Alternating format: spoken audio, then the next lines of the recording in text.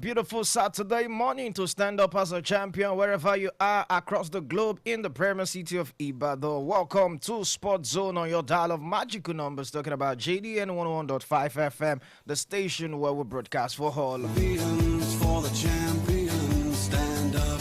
Yes, it's another beautiful Saturday to take you into the world of sports where our major focus is always on football. Yes, it's a 1 hour stretch talking football, taking you into the excitement of the game, talking about the big round letter game of soccer. And this morning will not be a different thing to do, but to focus on football with the excitement, the euphoria of the league back to our screens, talking about the European leagues where we saw the Gunners last night kickstart their campaign on another emphatic note without 3-0 victory. What a perfect start. 3 goals, 3 points, no goals conceded, and what a way to begin that dream start to defend the league against newly promoted Coventry City led by Frank Lampard. For the champions, stand up. Yes, sir, the game continues today where we have a lot to look forward to, talking about league matches in England, in Spain, in Germany, in Italy, in France. Yes, sir, where football is back, the excitement, the business is back, and we cannot wait to unleash what we have for you this morning. Stand up. Stand up. Yes, sir, this is the voice of the cool, calm, and collector Joe, simply called the CCC on the MIC. For the champions. In case you're in bed, it's time to wake up. It's time to get up and let me walk you through the world of football this morning. And I'm not here alone in the studio. I have my right man, Andy, always right here to make sure he says it the way it is. And to always, see it the way it's supposed to be. Welcome with me this morning, Femi Adeyemi. Good morning, Femi. Yeah, good morning, Joe. How are you doing today? I'm doing great, and you? Thank God for life always. Always thanking God for life, yes, and that is not going to Thank change God. anytime Yeah, soon, at I all. guess. Too. All right. Stand up. For the champions. Yes, sir. Quickly, let's get into the business of the day immediately right now because time is not always on our side when we start talking football because before we can say Jack Robinson, we'll just see that 1 hour is, past and we have to take our leave. But right now, we have the opportunity to begin on a joyful note, going to the Emirates where we saw the English Premier League opener last night on a Friday night where Arsenal seems to have laid the mark. It was a walk in the park for them against newly promoted Coventry City. What a dream starter. There was no better way for a defending champion to kickstart their new campaign with 3 goals in the bag, with 3 points. And I think right now, Mikel Arteta will be licking his lips this morning, looking at the squad depth, looking at the quality they possess right now. And I think it's intimidating for opponent right now because when you look at the Arsenal we used to know and the Arsenal we have right now, there's a stark difference. And the question is, with what we saw last night and from the Community Shield, nobody wants to bet against Arsenal not defending the league. Oh well, defending the league is way still far off, But yes, on paper, on the script, people will like okay. Since Arteta is look more like the oldest manager in the league, I mean the longest manager in the league presently. I think he should have learnt the ropes. Longest manager in terms of which category? Because in he's terms not. of seasons. No, and he's then not. in terms of, I mean, as in that, the guard has been changed. It was between him and Guardiola before. The Guardiola was the last man standing between the era of Guardiola, Klopp. He's not the last one. Mourinho. He's not the oldest. I'm not saying. I don't mean by age. I don't mean in terms I'm of not. age. Yeah. He's not I the meant oldest. that the in terms of okay, let me say in the last 5 years. Don't let me say the oldest. He's not still the. We have the David Moyes. who No, is there. David Moyes has been going and coming. I'm saying that in terms of consistency, where like staying in one club. Maybe putting it in the top teams that might contest for the league. Well, When it comes to that, in terms of looking at Manchester United, it's like you're not getting the picture of what I'm trying to Okay. paint. What I'm saying is in the area of Klopp, Guardiola, even Arteta himself, Maresca, and something this guy that left Chelsea. okay, it's still Maresca.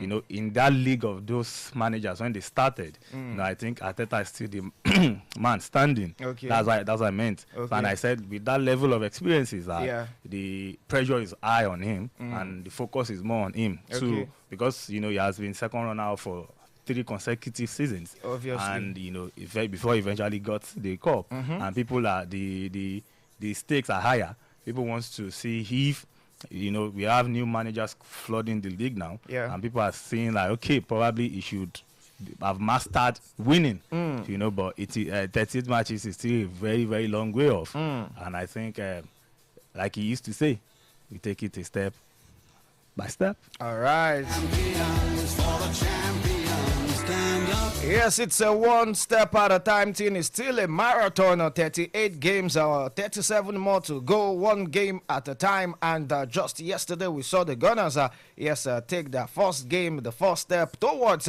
defending their league. And it's still $1 million question that is going to be asked all through the season. Can they defend the league they won after so many years of labor after getting it last season? Right now, can they dominate the league? And that question is what Mikel Arteta and the Gunners will be answering the season. Champions, for the champions, stand up. Yes, let's quickly look at the details of that game yesterday against the newly promoted Coventry City. Looking at their schedule, I'm sure when they saw their first game, they would be like, oh, no team newly promoted will want to start their first game against the defending champion. But it is what it is. It has happened. And looking at the way Arsenal dominated that game as early as the 15th minute when Kai Havertz scored a beautiful goal. Yes, tucking it to the far corners of the net. And also we saw the second goal in that game where we saw Martin Odegaard and also Bukayo Saka getting on the score sheet. But one thing that I think Arsenal are going to benefit from this season, I think last season, even though they had to, you know, find a way to finish that long marathon league where at a point they looked like they were going to slip up from the race, but we cannot overemphasize on the injury they had to manage with Bukayo Saka and Martin Odegaard. But it seems like this season, if those two players can keep fit, I think Arsenal would enjoy a better season compared to last season. Yeah, well, for me, Odegaard was one of the major highlights for me. You know, even on the Community Shield game, Yeah. he was on fire yesterday. Even from the World Cup, he has shown us what. Yes, you know, Odegaard I'm just saying for Arsenal. Yeah. I'm just saying that, you know, like the other guy that we knew before he was injured last season. yeah. You know, and I think he's back into maybe not yet 100, but at least he's showing a glimpse of the other guy we know, commanding the midfield and orchestrating attacks. Yeah. And that is what he did again yesterday, winning again the man of the match. You know, it shows that if Arsenal can actually succeed in keeping him fit out of injuries, then I think it's an advantage for Arsenal. Yeah. You know, but it's still what the life can happen anytime. You know, the stretch of the league, the hectics, the stress can actually tell on anybody's body, any player's body. So if Arsenal can actually successfully maintain his fitness level, then I think every other Premier League will be very, very way of Arsenal this season. That's right. Yes, let's talk about the new signing. Talking about Christozoli, he's a terrific player. He's looking like a player that will steal the headlines for Arsenal for a long while with his pattern of play. Fearless, always coming at defenders, always trying to, you know, do the 1v1 and make sure he beats his man. And it's been a while where we've seen Arsenal, you know, add that kind of player. What comes to mind when you see him play, it just gives memories of a certain Alexis Sanchez who likes to, you know, go against defenders, play those kind of, you know, attacking-minded players. And just from the Community Shield again against Coventry City, it looks like he's that player Arsenal have, you know, paid a huge bargain for when it comes to the transfer window, because we know every team wants to, you know, improve their squad And I think Christos Zolis coming to the park to replace Leandro Trossard is a big win for Arsenal. Well, I think yes, like you said, I still find it difficult to believe that he's still a teenager. You know, with the way he plays, the way he masters the game. But it's still early days.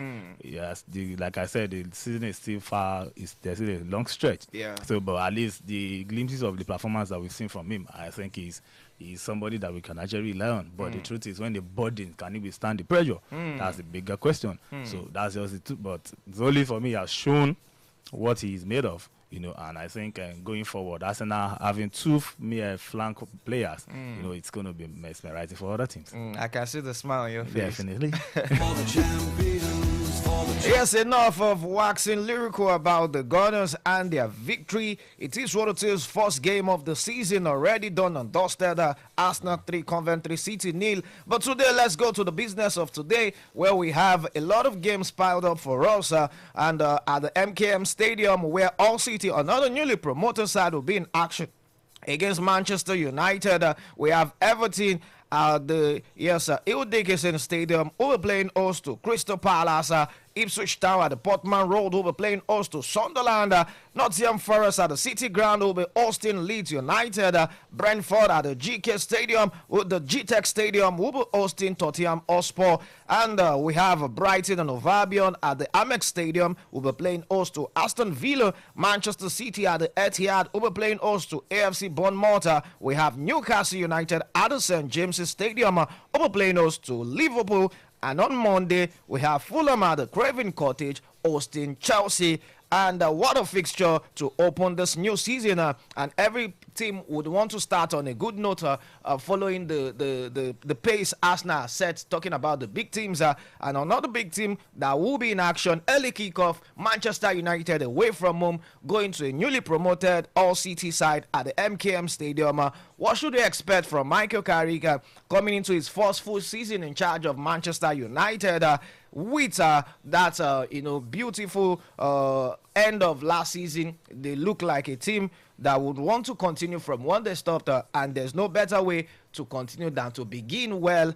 And against All City, what should we expect from Manchester United? Nothing less than maximum 3 points, because when you look at their head-to-head, All City, yes, they're just newly promoted, but there's an history between them and Manchester United. They are familiar foes. Yeah. As far back as 2017, they still had a cup interaction between themselves. So I feel that Manchester United and Carrick himself will have gone to do his homework very well, because going to the All City Stadium is not beans for any team. But it is what it is. Like I said, nothing less than the 3 points is expected from Manchester United. So, for me, Carrick and the players, they know what's at stake. Arsenal has set the pace. They wouldn't want to start from by being like 3 points behind as this early in the season. So, I feel, for me, positively, Manchester United all the way. All the way, Manchester United. for the champions, for the champions. Yes, sir. Quickly, let's just look at Manchester United and what to expect from them this season. Like I talked about, Arsenal reinforcing the squad, signing in top players, and I mentioned Christos Zolis. Also, we have Bruno Guimaraes, Enzo Konsa, just to improve the squad. And talking about Manchester United, just to dwell on what they've been doing in the transfer news. Just yesterday, the news broke out that they've already agreed a £70 million deal with Brighton for Carlos Baliba. And with that kind of news going into this game, I think it's just going to, build a psyche for the players to just, kickstart this game. And looking at Manchester United this season, I think they've been able to, show in the transfer market with what they've brought in. Tielemans from Aston Villa, Andre Santos from Chelsea, and now Carlos Baliba joining them. Do you think Manchester United, from where they finished last season, ending third, how far do you think they can go? Do you think they can maintain that, or they can go further than that? Well, definitely. You know what, we've seen Carrick even before last season. The first time he came in as interim, we know his pattern of play. We know that Carrick is Manchester United bred, and he understands the football pattern of Manchester United. So I feel that giving him this full season now, he has the opportunity of expressing that expressly, like bringing back the era of Alex Ferguson and the likes. But the truth is, bar injury, I think Carrick has a lot. He has a very very bright future for Manchester United this season. You know, I think I don't know. I want to say that the Premier League might actually be between Manchester United and Arsenal this season. Oh, because that's actually my next question. Looking at let's look at the title race, the Premier League race.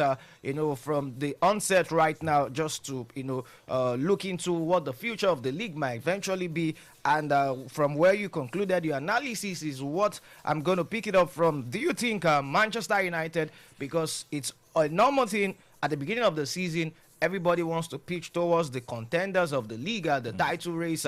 Is it going to be a 2-horse race? Is it going to be a 3-horse race? This season, no doubt about Arsenal in the race. They're already in the race because they are the defending champion and they look good to go. But do you think Manchester United have what it takes to push Arsenal to the title? Yeah, definitely. Like I said, bar injury, any team that wants to compete against Arsenal, even Arsenal himself, will have to pray or will have to be lucky with injuries. You know, if anything can happen, injury can set in life can happen, like you always say. But the truth is, if they can actually maintain that level of fitness of players, certain players like the Bruno Fernandes, like Kunha, like Belmo, and they don't go for it. But yes, there will be fatigue at times during the course of the season, you know, but and they can maintain that their fatigue I think level. They have a good squad depth now. When you look at Marcus Rashford coming back to the squad. Well, and Carrick has been praising him for coming back. Yeah. You know, so maybe he has a role to play. Obviously. And, you know, so Baliba, if he can make it into the team, that midfield will be a bit compact. Yeah, you they know, have more compact than Fernandes can actually explore like he did last season. You know, so I feel that it's tilting towards a 2-horse race between Arsenal and Manchester United. All right. Yes, so quickly, let's move on. We have other games. Let's go to the Ildekissen Stadium where we have Everton against Crystal Palace. Crystal Palace are coming after they allowed their former manager, talking about Oliver Glasner, leave after that victorious end of season he had with them at the Europa Conference League. Now they have a new manager, talking about here Page, who is coming from the French Ligue 1. Yes, from Lens, where he won the French Cup and also a runner-up against Paris Saint-Germain. It's a new dawn for Crystal Palace, a new era. And they've been able to, manage departures so well in the last few seasons. We remember some 3 or 2 seasons ago where they lost their best player, Michael Olise, to Bayern Munich. They were still able to, make things happen. Eze left for Arsenal last season. They still made things happen. Even at the point in January transfer window, they lost their captain Maguire, and they were still able to make things happen. All of that would always be tilted towards the managerial prowess of Oliver Glasner, but he's no longer there. Should we expect something different from Crystal Palace, especially when they'll be kick-starting their game against a David Moyes' Everton? Well, that's where you ended. That's what I wanted to say, that it's against a master of the Premier League, Moyes, and I think it's going to be very, very different. Even though when you look at the head-to-head rule between the two of them, 10 games, Everton has won 6 times, 4 draw. Crystal Palace has never won the last 10 games. So, even with Glasner, they've not even defeated Everton. So, it's something that this new gaffer against Crystal Palace we want to think of will be something that will be bothering his head, because a David Moyes side can give any team a run for their money anytime, any day. So, for me, I don't see the narrative changing, because the Crystal Palace have not done a lot of business. Even the outgoings, they've let a lot of players. I think Lacroix left. Yeah, Lacroix. A lot of their defenders have gone. There's no Gueye. So I don't think they've done the business. They reinforced that defense. And against a David Moyes side that they didn't sell, they didn't buy, they're just there. It shows that Crystal Palace don't know what they want. And I think the coach that they brought from Lens, I think I hope he stays till January. All right. For the champions, stand up. Yes, it's a new dawn, a new era. I think it will take some time for them to, adapt because with a lot of changes at the Selhurst Park, let's see how they'll be able to cope with the changes they have at their club. for the champ. So your final verdict on that game, Everton, what are you calling Everton it? all the way. 3 points, Yes. Everton. All right. Stand up. Yes, sir. Another fixture, no analysis leading to paralysis. I just need your verdict. Ipswich Town against Sunderland. Ipswich Town, they've been offing and puffing in the league. They were there 2 seasons ago. They went back and now they are back at the Portman Road. I think against a Sunderland side who were terrific last season in the league despite coming from the championship last season, but they were able to maintain a good stand for themselves with Granit Xhaka still in that midfield controlling things. At the point they felt they are going to lose him to Chelsea during the early days of the transfer, but he was able to stay, and I don't think there will be another excitement for them knowing that Granit Xhaka will be starting the season with them against Ipswich Town. But this time around, they are not going to be playing at the Stadium of Light, but at the Portman Road. Quickly, under 30 seconds, call it a shot. Ipswich Town, Sunderland. It will interest you that this game is evenly balanced because the last 10 games they won 4 apiece and 2 draws. So it shows that it's balanced. So for me, I don't see Sunderland all the way. Yes, even if they eventually get it, it might actually end up in a draw. In a draw, all right. For the champions, for the Let's go to the City Ground where we have Oliver Glasner in the M of affairs against Leeds United. Oliver Glasner, a familiar face to the league, is no stranger when it comes to the English Premier League from his days at Crystal Palace, where he did wonders.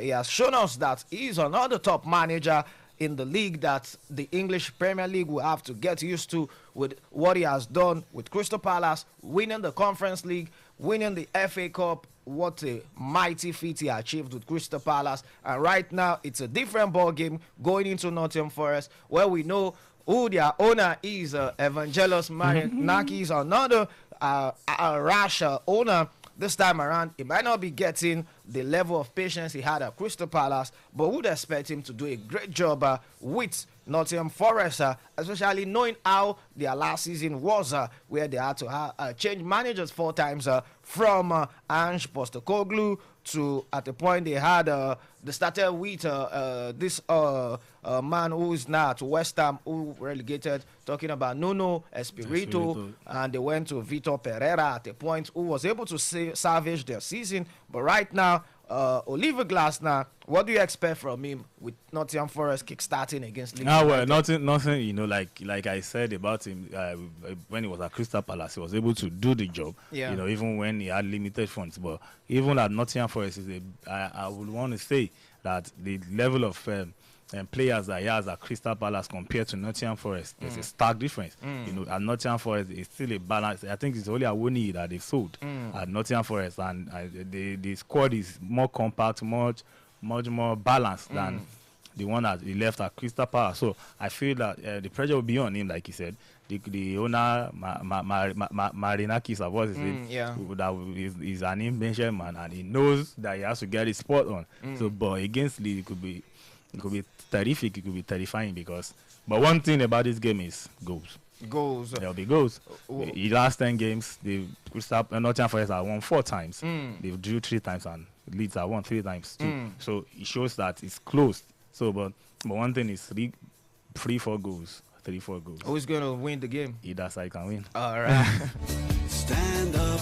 You know, that statement, either side can win, just sound like you are standing in gap for somebody. No, I am not who is standing. ticking I just predicting. And then I was looking at the start, and I looked at the last 4 games between these 2 sides has ended up 3-1, and either side has won. Oh. So that's why I said either side can win. All right, let's go with your either side can win. The champions stand up. Yes, sir, there's another game that interests me so much, and it has to be Brentford against Tottenham Hotspur at the GTEC Stadium. The reason why I said this game interests me so much, I want to see this Tottenham Hotspur side under their manager, talking about Roberto De Zerbi, and not just Roberto De Zerbi, the transformation Tottenham has done within this short transfer window. They've been able to splurge the cash, and I don't know where they got the money from.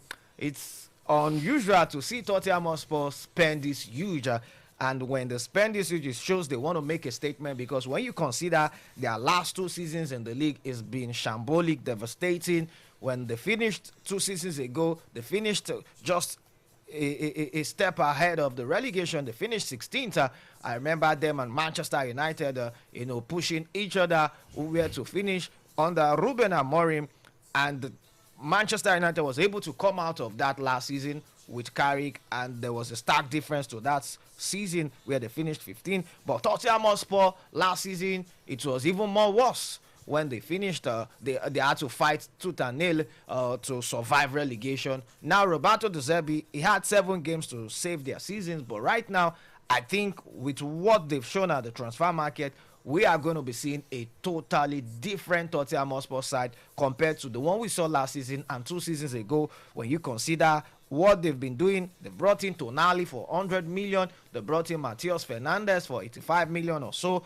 Just yesterday or 2 days ago, it was confirmed that Savinho from Manchester City, 75 million. And you just look at the figures, it gets more scary.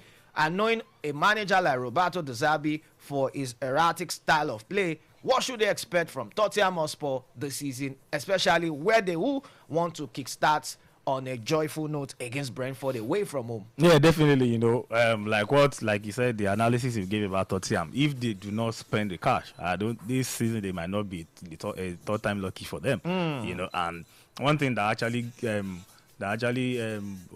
which haunt them 2 seasons ago and last season, where there was no squad depth. At the point they were using academy players to play. When the likes of Madison, Kulusevski, they got injured. Yeah. And even though they had a certain Gallagher at the point, but he could not do anything. At another point, there was Xavi Simon. But he even got injured. Season. So you could see even Richarlison has been in and out. And even Vicario, their goalkeeper, that we know he's left studied, right now. Yes, that we knew was studied before. It started misbehaving. And it shows that there was lack of squad depth. And it started from one person that got injured, which was Madison. Immediately Madison got injured, that midfield was in a disarray. Even Kudus also got injured. I didn't even remember that Kudus is a Tottenham player until later part of the season. Even now he's still there, and I think if they have not spent the cash that they spent, I think they will be. Like I said, it will not be a third time lucky for them. But it is what it is. Let's see how they can translate that spendings on the field of play against Brentford today. All right. All eyes on Tottenham Hotspur. Let's see how they can translate the spending on the pitch of play today against Brentford. That game will be coming up 5:30. Yes, at the GTEC Stadium, Brentford against Tottenham Hotspur. Yes, quickly, let's go to the next game where we have Brighton and Hove Albion against Aston Villa. This game, another close one. We know Aston Villa last season, if I remember the way they started slowly. Later on, they picked up pace, and we know the story under Unai Emery. He knows how to, maneuver his way. He knows how to do his thing, and eventually they always end the season well. But starting up, I can't bet on them, especially knowing that there've been a lot of changes when it comes to this Aston Villa side, where they've allowed Morgan Rogers to leave. We saw Andre Tielemans also leave, Yuri Tielemans leave the team, and even a certain Amadou Onana, who is one of their core midfield player, has been out injured it's going to be out for a long time. But they've brought in some new players. I think Mazamba, who another 17-year-old guy who has shown a glimpse of what he's made of, especially with that game at the UEFA Super Cup against Paris Saint-Germain. But they've been able to, balance this. But we know that all of these, once he's still Unai Emery, he knows how to do his business. But starting the season on a high note, you can't bet on them, especially when they'll be playing away from home to Brighton Hove Albion at the Amex Stadium. Oh, well, definitely, there's no easy fixture again in the Premier League. Gone are the days when you say these are the top four, the big four. That on paper, when they play this kind of games, But like he said, Aston Villa, Unai Emery, for me, is unpredictable, You know that it may start very slowly, it may start very shambolically, but by when you get to mid-December, he start getting the wins, and before you know it, he's in the mix of the things. Yeah. So, but like today, I don't see anything different. The only difference might just be that there will be a lot of goals. So, and when you look at their antecedent, Aston Villa has the advantage over Brighton. 7 wins out of 10. It's way wide, But one thing that is constant in this kind of game is you can bet on both sides to score. Both sides to score. All right. Yes, so quickly let's go to the Etihad Stadium where we have Manchester City against AFC Bournemouth. And for the very first time in a long while, we will now be seeing Pep Guardiola at the dugout, at the touchline, dishing out instructions to this Manchester City players. But we might be seeing someone like a lookalike, also a bad-headed man in Enzo Maresca, who will be doing the job of marshalling this Manchester City team towards victory today, especially against AFC Bournemouth. And looking at Manchester City, we don't want to, quickly conclude on that game where they fell like a pack of cards against Arsenal, the Community Shield. So many people might say that is inconsequential, but still, a lot of people will draw out, some, talking point from that game, especially knowing how it's going to shape their entire season. Rodri is gone, Bernardo Silva is gone, John Stones is gone. Now it looks like Nico Gonzalez is going to be leaving, as at this morning some players are still trying to convince him to stay with them. The likes of also they have Tiani Raiders left. So when you look at the midfield for Manchester City, they are not as solid as you would think. There's a lot of exodus in that. Only Elliot and Anderson from Nottingham Forest has been able to come in to fill in, but he can't do the job alone. Up to now, Ayad Buadi, who is in the transfer news, is not so confirmed.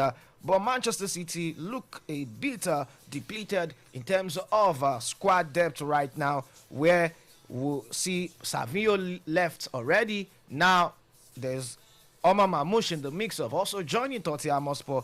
All of this is just to say Manchester City are not really in that Manchester City situation where they are always top favorite going to any fixture, especially in the opening day of the league, and against a Bournemouth side.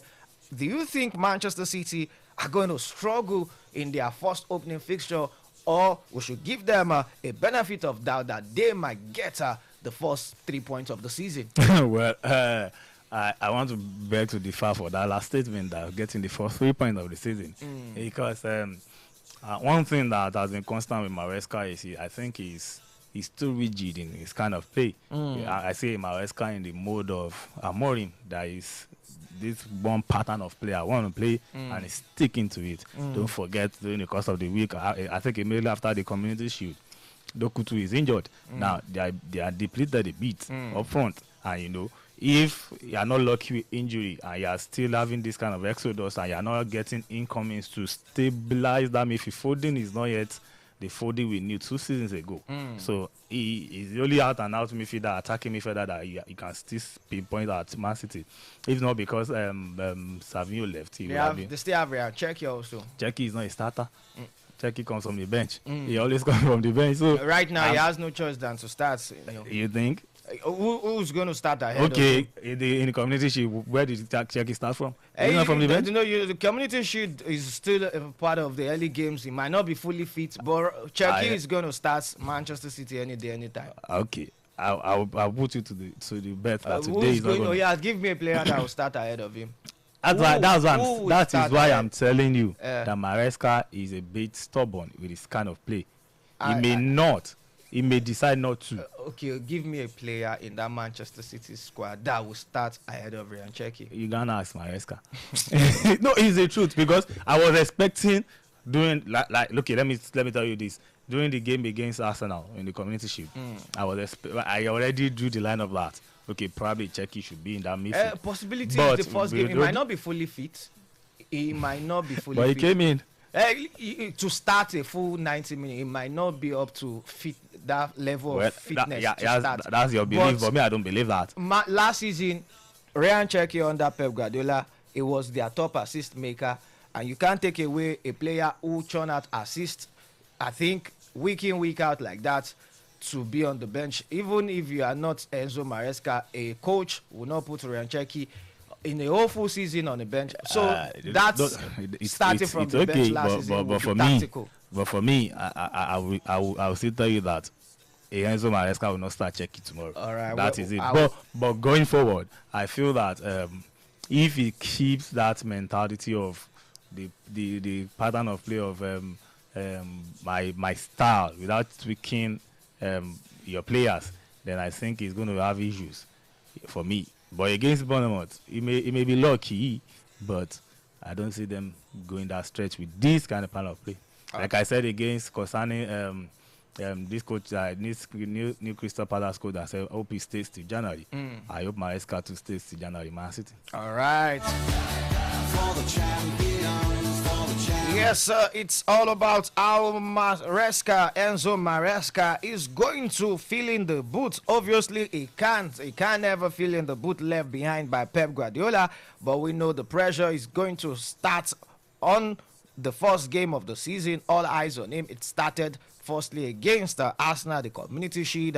And how can they respond against AFC Bournemouth, another terrific side who no team loves to play against, especially when they have a lot of players who are refreshed, rejuvenated, who have rested from the season. Let's see how Manchester City maneuver their way and see Enzo Maresca kickstart his new campaign on a good note. Lastly, from the English Premier League this weekend, we're at the St. James's Park. We'll have Newcastle play host to Liverpool. Liverpool, another team in transition under a new manager, a manager who is not a stranger to the English Premier League, Andoni Raiola. He was the former coach of AFC Bournemouth last season, did a fantastic job, the Spaniard, coming in to replace the former coach, Arne Slaughter. Right now, they've not been able to recruit as much as we should expect them after they lost a huge player like Mohamed Salah, who has been formidable, pivotal, crucial for Liverpool in the last 9 seasons. And talking about Salah, if you look at the record, he's a player that scores more of the goals on the opening day of the season. He's no longer there. But when you look at how Liverpool have recruited, they've allowed Curtis Jones to leave. This week, he went to Inter Milan. And now we have their defense, a bit of money spent there, where we have Jeremy Jacquet and also another Rojo from Barcelona, and also some, new players. But Victor Munoz, the guy coming in to replace Salah. What should they expect from Liverpool this season, especially knowing they had a disappointing season under Arne Slot? Yeah, well, there's nothing different. Liverpool is still in the mix with the big boys. Definitely the pressure will be high on him. But for me, how Iraola can actually manage excuse me, that team is what I'm actually skeptical about. Anyway, there's noise about a certain Bakula that they are trying to push, get him in. So if they can get that business done, then probably Liverpool can be fully up there. But for me, it's looking tricky. It's looking very, very tricky. It's looking that Liverpool against Newcastle is there are kind of fixtures that you can bet on goals. Issa coming back home to go and see. But talking about Newcastle United, they are a different team right now. Yes, Newcastle United, they are not the Newcastle United of last season, 2 seasons ago, where you consider the lot of changes that has happened in that team. Their coach, who has held them for the past few years, talking about Eddie Howe, is no longer there. They have a new coach who came in from the Saudi Arabian League. Is a German, Matthias Jasil. And we've seen the likes of Tonali left, Bruno Guimaraes left. They've allowed a lot of their top players to leave. Anthony Gordon has left to Barcelona. And now they couldn't even get some of the players they wanted in transfer markets. And it looks like we are going to see a Newcastle that will struggle this season. Well, like I was saying, it could be. But, there are some fixtures that does not come better than these. These fixtures are pictures that they, irrespective of who is at the end of affair, you'll always see best of beautiful football, and they know there's a bragging right attached to it. So even though head to head, Liverpool has the upper hand, but it is what it is. The kind of relationship that they've had, Liverpool always find a way of buying some of their big stars, and it shows that they are used to each other.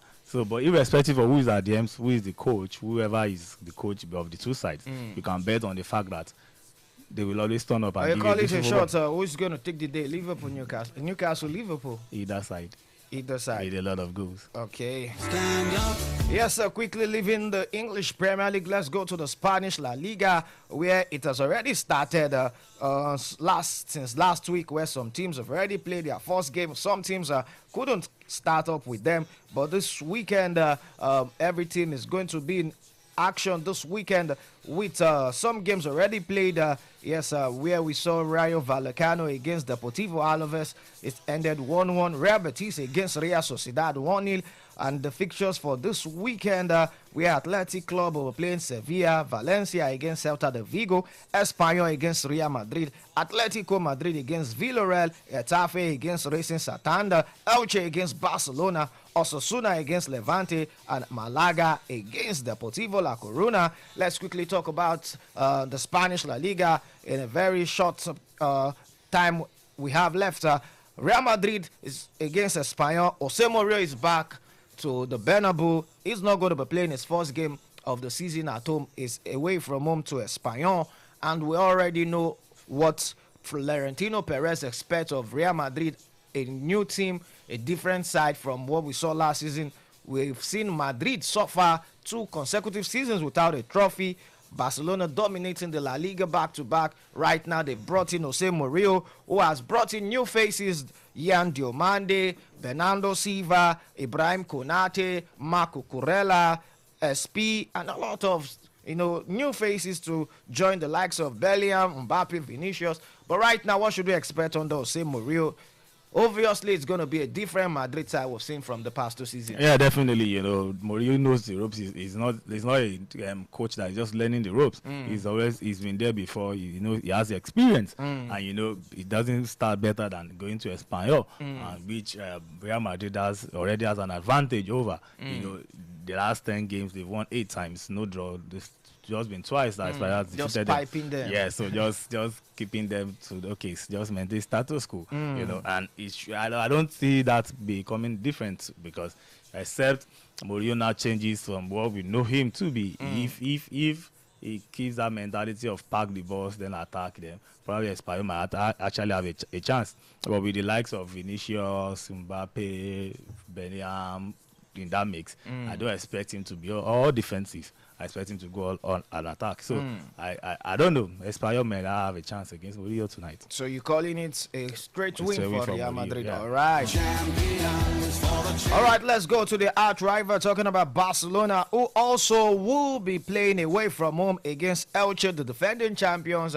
Now they don't have a recognized striker, talking about a number 9, but we know that they've been able to do good business in the transfer window, where they brought in Anthony Gordon. They have Karim Adeyemi all the way from Dortmund. They have Rodri, which is going to be their biggest signing of the transfer window. They still have a certain Lamine Yamal. They still have Fermin Lopez, who is coming into the mix. Now they have another young star who's shown in the preseason, Jesse Bissiou. They have one Emza Adekarima at the preseason. But Barcelona, we know without a striker, that shouldn't be an issue for them against Elche. Definitely, they see a certain Omo there that can play as a striker if it's a first 9. So I don't think there's cause for panic, and I don't think Elche has a chance. Even the last 10 games, it has been 10-0.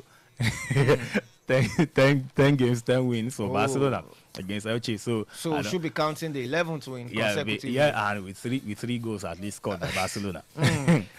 That's just no analysis. No, it's the truth. What does you want to say about this team? As in Flick, and Rodri commanding that midfield. There's no even the best teams in the world cannot stand. Now let's look at what the title race. We already know it's a 2-horse race in La Liga, but right now Barcelona have had the upper hand, and the previous 2 seasons as a Flick looks like he have mastered the La Liga race. But with Jose Mourinho coming in, this particular La Liga title should be a little bit more fierce, and I think more entertaining than the ones we've seen in the previous season. Definitely. I think now we have a formidable force even the past 2 seasons, like you said, as Flick as master, there was no really strong force against him because is it Ancelotti that was in the twilight of his career? Or is it Sabi Alonso that the players were playing with the ego, or Abelua that just a rookie? Yeah. There was no formidable. Yes, a certain cycle. Simeon was. He just said, let me just be in the mix with the people. Let me just maintain my third position. Yeah. And he has been doing that often and often. So I feel now we will have a lot of antics even in front of the cameras. We'll have a lot of questions asked.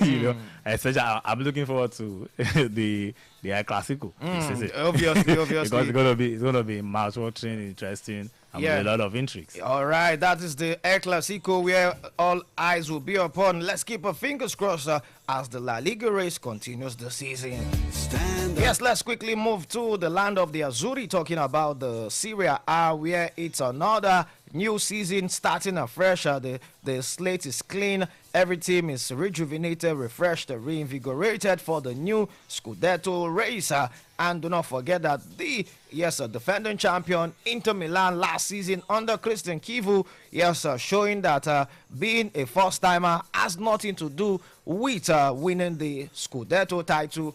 Sometimes so many people want to dwell on experience, but Christian Kivu proved against all doubt that he can always do it when he knows how to play the game. And Inter Milan, looking at what they've done so far so good in the transfer market, for the very first time in the past 6 seasons, they've been able to splurge the cash. Over £100 million spent in the transfer window, despite winning the league last season. They've brought in Jed Spence from Tottenham Hotspur. They've brought in John Stones from Manchester City. They finalized the deal of Manuel Akanji, who was with them on loan last season. They've brought in Stankovic and other interesting signings. But with Inter Milan spending £100 million for the very first time in a long while, despite winning the league, that shows an ambitious statement that they want to defend the league. Oh, well, I don't see even say for probably a certain AC Milan, their rival. I don't think even this coming season Inter will have a cause for concern because look at Juventus, they are neither here or there. Look at Roma, they are not even there. Napoli, yes, even though it's a certain Antonio Conte, but I think he has lost a bit of his touch. Napoli is no longer there. We have Maximiliano Allegri now in Napoli. Conte is in another team too in Syria.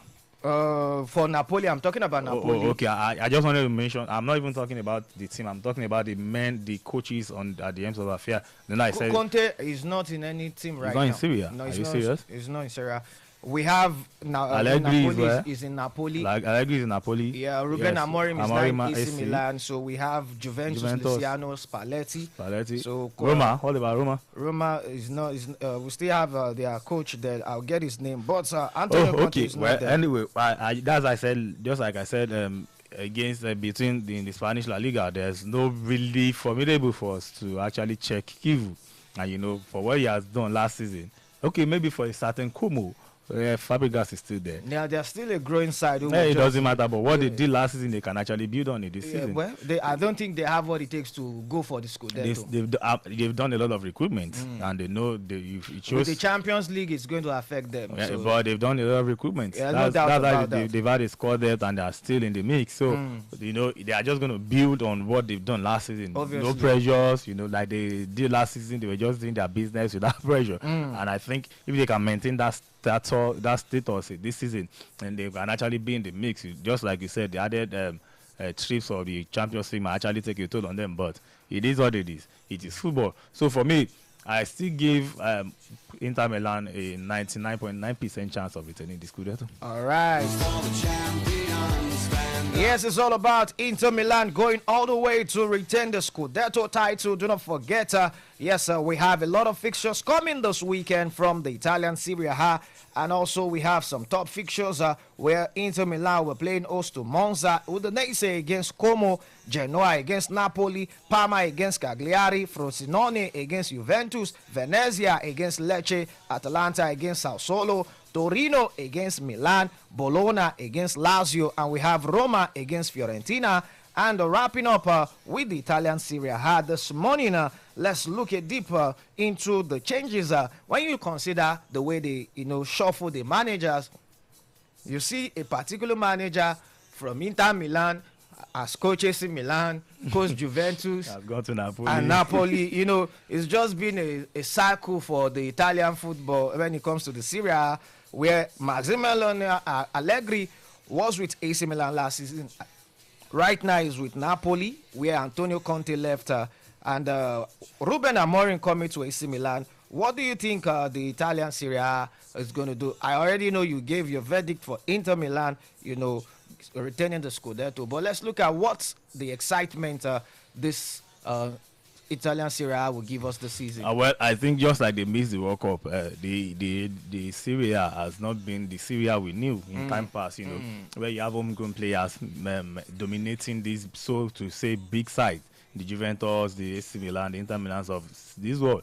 But, you know, I think a cycle has to change for the Italian national team to actually get back to that place. You know, most of their players are playing abroad, and unlike before, where you have a Maldini that stays put, an Andrea Iniesta, you know, all of them staying put in the Serie A and getting the job done and making the Italians, even the league and even the national team, making them formidable. But for me, this one, like I said, I don't think there's going to be a lot of excitement. It's going to be more like the same of last season, where Inter Milan will just getting the business done at home, and then in Europe getting flogged. I think it's going to be more like that. Except, like I said, maybe the change, the sparklight may be from Como, you know, because what they've done last season and building on it, there's not been a lot of outgoings, and he has maintained most of the players. So, bar injuries, then it's going to be a roller coaster ride for Inter Milan. All right. It is going to be a roller coaster ride for Inter Milan. Those are the words of Femi Adeyemi this morning, talking about the Italian Serie A. We've been able to do justice looking into the fixtures coming up this weekend. Yes, time will not permit us to go beyond the Italian Serie A. We already know what the Bundesliga race is always like, where it's another league to dominate for Bayern Munich. But they'll be playing Stuttgart this weekend. Spanish La Liga B. Let's see how things pans out. Yes, thank you, Femi, for showing up again on this beautiful Saturday morning. And what should we expect this weekend? I know you're going to tell me fireworks, but I don't want fireworks this morning. Tell me something else. It's the first day of the season. Well, you know, the games are back on the screen, and I would want to implore people, the punters especially, do it with your extra change. Yes, don't do it with your child's school fee. You know, the school resumption is at the corner very soon. So just do it minimal, and don't overstress yourself. If that comes, fine. If you are lucky, good. If you are not, you try another day. All right. Yes, so those are the words of petition coming from Femi this morning, making sure you do it the way it ought to be. Do it with caution. Enjoy the game. The weekend is back, and football is back. The excitement, the euphoria, the ecstasy is back. And let's enjoy the best of football. Signing out in style once again this morning. Like I do say, if not for anything, make sure you keep doing some sports, and do not forget on Monday morning we'll be right back here to make sure the reviews are done properly. And football, like they say, is like biscuit.